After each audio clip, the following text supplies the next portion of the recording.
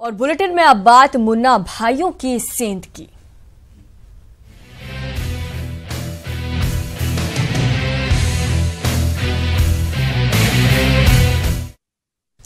Police भर्ती परीक्षा को लेकर गोरखपुर एसटीएफ को बड़ी कामयाबी मिली है। एसटीएफ ने सॉल्वर गैंग के बड़ी रैकेट का पर्दाफाश किया है।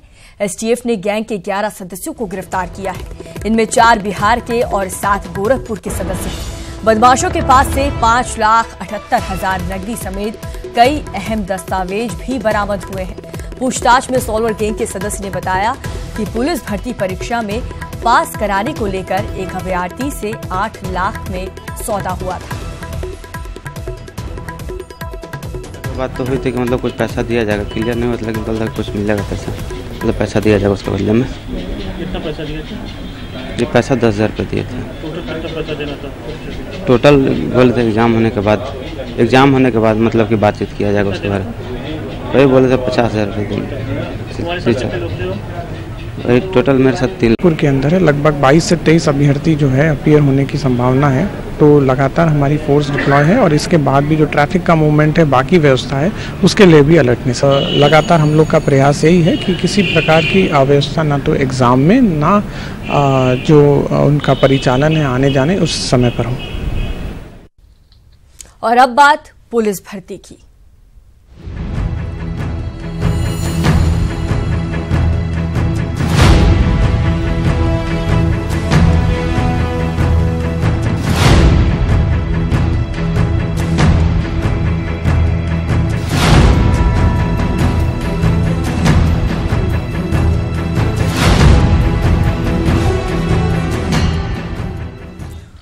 उत्तर प्रदेश में 41,520 पदों पर सिपाहियों की लिखित परीक्षा हो रही है। पहली पाली की परीक्षा खत्म हो गई है।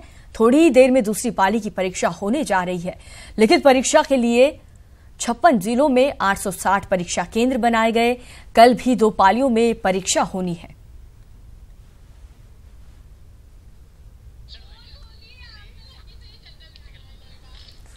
वहीं उत्तर प्रदेश में आज पुलिस भर्ती परीक्षा हो रही है। इस परीक्षा में शामिल होने के लिए कुछ अभ्यर्थी एक बस से वाराणसी की परीक्षा केंद्र में परीक्षा देने जा रहे थे। तभी वाराणसी के मिर्जा मुराद के पास अभ्यर्थियों से भरी बस हादसे का शिकार हो गई, जिसमें इलाहाबाद के एक अभ्यर्थी की मौत हो गई, जबकि 20 लोग घायल हो गए, जिनको अस्पताल में भर्ती करा दिया गया है। बताया जा रहा है कि यह हादसा ड्राइवर की गलती की वजह से हुआ है।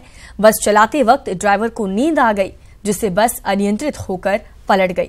इस हादसे की सूचना मिलते ही परिवार में कोहराम मच गया।